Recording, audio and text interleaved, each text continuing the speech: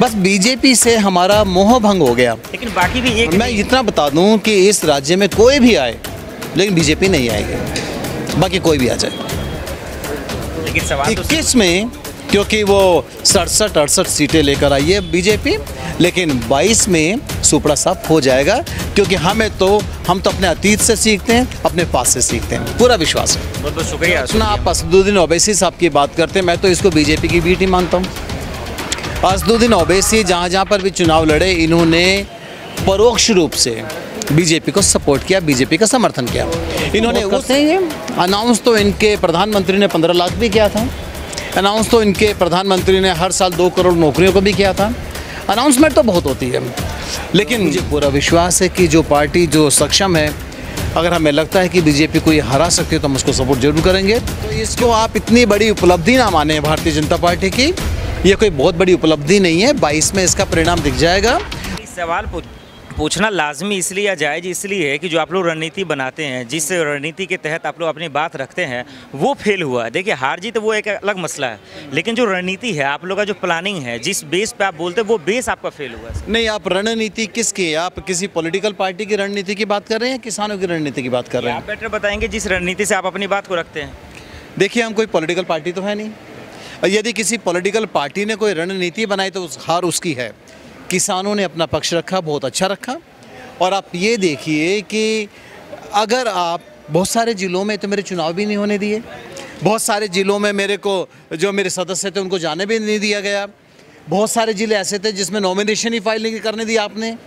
तो सत्ता पक्ष करता है, अक्सर ऐसा देखा जाता है लोकल चुनावों के अंदर। तो इसको आप इतनी बड़ी उपलब्धि ना माने भारतीय जनता पार्टी की, ये कोई बहुत बड़ी उपलब्धि नहीं है। 22 में इसका परिणाम दिख जाएगा। और रणनीति जो बात कर रहे हैं, क्योंकि किसानों की रणनीति और पॉलिटिकल पार्टी की रणनीति अलग होती है। किसान भावुक आदमी है, भावनाओं से अपील करता है, देश के वासियों से अपील करता है, किसानों से अपील करता है, और किसान हमेशा साथ खड़े हैं। इसका परिणाम आप देखिए, क्योंकि जिला अध्यक्ष में, पंचायत के अध्यक्ष में जो भी परिणाम हुए, आप इसको आधार मानकर 22 के ऊपर कोई भी आप मैं कहूँ भविष्यवाणी करें तो निराधार हो जाएगा। अशोक जी, ठीक है, अगर आपकी बात को मान लिया जाए तो आप 2022 में अगर बात करें तो किसानों का एक सबसे बड़ा मुद्दा है, इनके परेशानी है, महंगाई को लेकर लोगों में बेचैनी है, परेशानी है। इन सब वजह से आप लोग कहते हैं कि 2022 में जो है बीजेपी का सुपड़ा साफ होगा। अगर नहीं तो फिर आप किस हिसाब से कहते हैं? हम किस हिसाब से कहते हैं? पश्चिम बंगाल का चुनाव आपने देखा था, आसाम में भी कोई अच्छी पकड़ नहीं थी, 5 राज्यों में चुनाव हुआ, तमिलनाडु में 3 पे रहे। तो भारतीय जनता पार्टी का अस्तित्व है कहाँ? नॉर्दर्न क्षेत्र में वो पिटती जा रही है। और दूसरी बात ये है कि मैं आपको बता दूं कि जिस प्रकार से दिल्ली में इनका सुपड़ा साफ हुआ था, दिल्ली में 5 की 7 जो मेंबर ऑफ पार्लियामेंट की सीटें थी बीजेपी की थी, और शीला अपना किरण बेदी और मनोज तिवारी बड़े उठ कर भाग कर प्रचार में लगे हुए थे। वहाँ पर 67 आ जाती है आम आदमी पार्टी और 3 सीट पर रह जाती है भारतीय जनता पार्टी। तो बहुत सारे हैं, क्योंकि किसान हमारा बहुत आक्रोश में है इस समय। किसानों के लिए इन्होंने अभी तक एक शब्द नहीं कहा, और किसानों को ये संविधान सिखाने की बात करते हैं, कानून पढ़ाने की बात करते हैं। किसान अपने आप में वैज्ञानिक है, मैंने पहले भी बाइट्स में कहा है, मेरा किसान अगर विद्यालय नहीं गया होगा तो भी कृषि वैज्ञानिक है। तो किसानों का बहुत बड़ा प्रभाव देखने को मिल रहा है, और दूसरी पार्टियाँ भी आजकल इनके खिलाफ मोर्चाबंदी कर रही हैं। और मुझे पूरा विश्वास है कि जो पार्टी जो सक्षम है, अगर हमें लगता है कि बीजेपी को ये हरा सकती है तो हम उसको सपोर्ट जरूर करेंगे, क्योंकि हमारा मुद्दा साफ है। हमें भारतीय जनता पार्टी ने जो बातें कहा है, खास करके यूपी को लेकर बात करें तो वो अपने बातों पे जो है वो खड़े हुए हैं, और उनका जो है बात सच हुआ है। कैसे, मैं आपको बताता हूँ। छोड़ देते हैं एसपी को, जो भी RLD को, उनके जो तमाम उम्मीदवार वो हार गए, लेकिन BKU के भी उम्मीदवार थे, उनकी भी हार हो गई सर। आप पहले करेक्शन कर लें अपनी, क्योंकि BKU कोई राजनीतिक पार्टी नहीं है, इसका कोई उम्मीदवार नहीं होता। उन्होंने खड़ा किया खड़ा, देखिए जिला पंचायत में तो कोई भी खड़ा हो सकता है ना। अब मेरे जितने भारतीय किसान यूनियन के जितने भी किसान हैं, जितने भी सदस्य हैं, क्या वो पार्टी के मेंबर नहीं होंगे? हो सकते हैं ना। मैं कांग्रेस को सपोर्ट करता हूँ, भाई साहब बीजेपी को सपोर्ट करते हैं, आप हो सकता है RLD को सपोर्ट करें। BKU कोई राजनीतिक ग्रुप है नहीं। जब राजनीतिक नहीं है, लेकिन हर व्यक्ति का राजनीतिक इंटरेस्ट होता है, तो आप ये ना कहें कि BKU के उम्मीदवार हार गए। पहले तो करेक्शन कर लें। हाँ, क्योंकि इंडिपेंडेंट लड़े, बिना सिंबल के लड़ते हैं, ये अलग बात है कि आप 1 या 2 ज़िले की बात करते हैं जिसमें हम हार गए। बार बार सारे मीडिया के बंधु बस उसी को लेकर चलते हैं कि जी मुजफ्फरनगर में आपका हार गया। तो इसको थोड़ा सा बचना चाहिए और बीकेयू की हार नहीं है इसमें।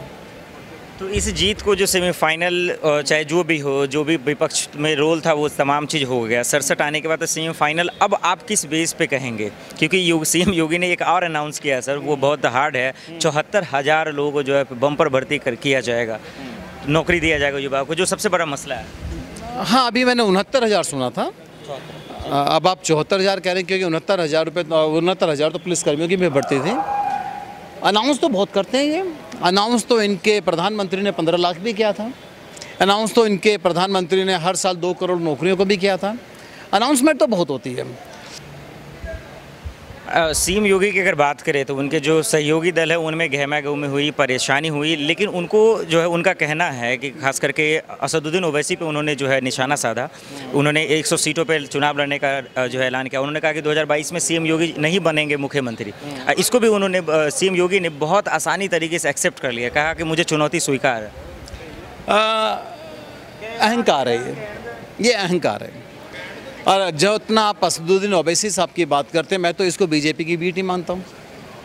असदुद्दीन ओवैसी जहाँ पर भी चुनाव लड़े, इन्होंने परोक्ष रूप से बीजेपी को सपोर्ट किया, बीजेपी का समर्थन किया। इन्होंने उस राज्य में बीजेपी की सरकार बनाने में मदद की है। अगर ये योगी जी और असदुद्दीन ओवैसी साहब अगर कुछ बोल रहे हैं तो ये हाथी के दांत खाने के और दिखाने के कुछ हो रहे हैं, क्योंकि ये उनकी बी टीम है, इसमें कोई शक नहीं है।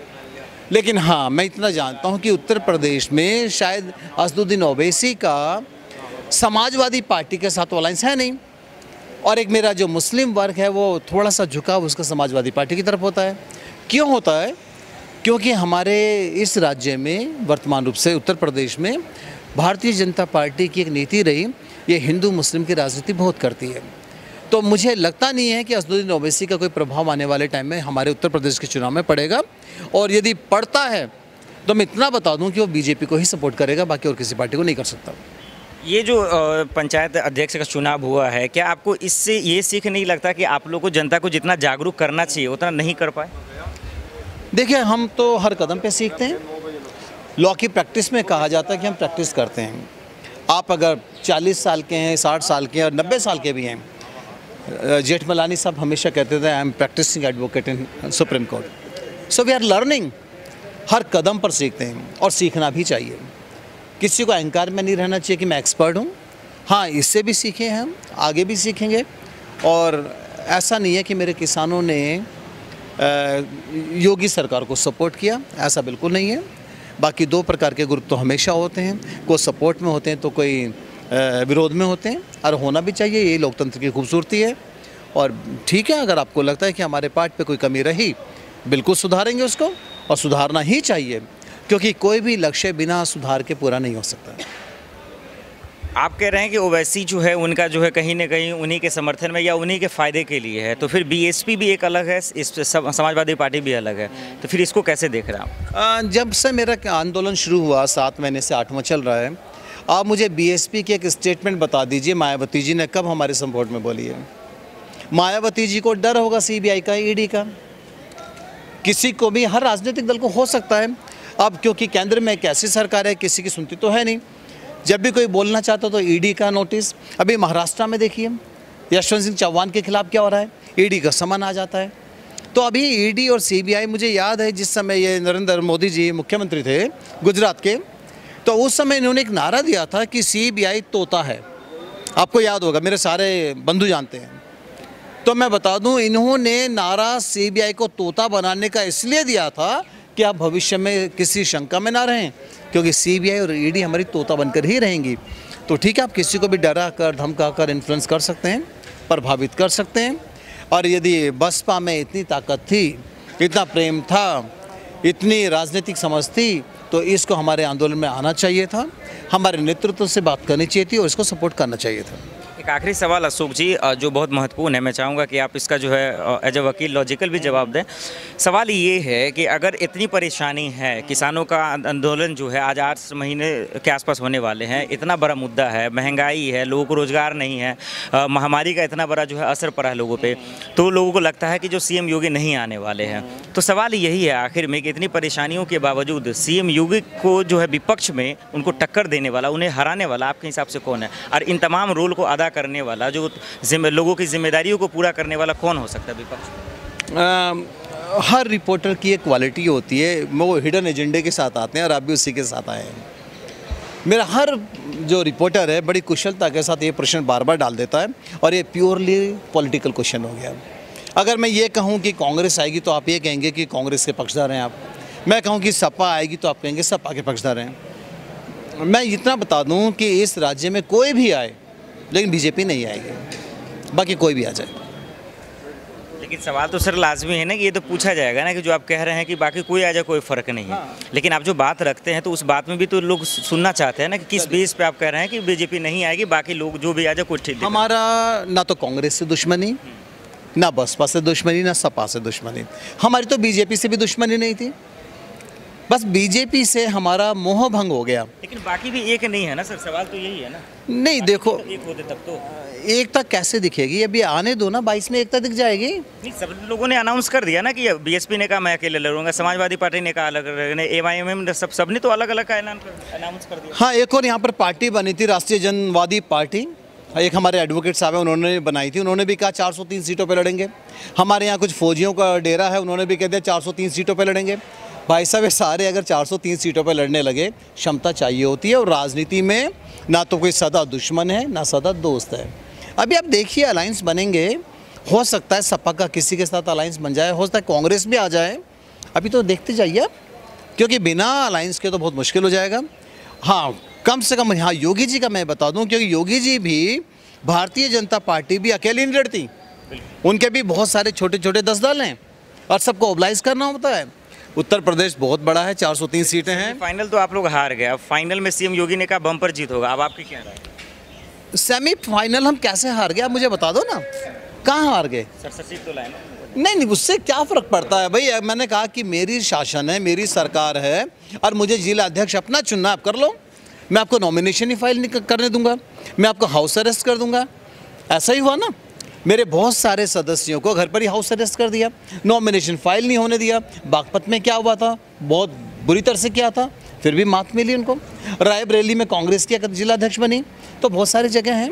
लेकिन सत्ता पक्ष में फिर बता दूं कि आप 2016 याद रखें, 2016 में सपा को 58 जिला अध्यक्ष मिले थे और 2017 में सपा का सुपड़ा साफ हो गया था।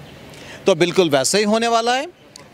अब 21 में क्योंकि वो 67-68 सीटें लेकर आई है बीजेपी, लेकिन 22 में सुपड़ा साफ हो जाएगा, क्योंकि हम तो अपने अतीत से सीखते हैं, अपने पास से सीखते हैं, पूरा विश्वास है।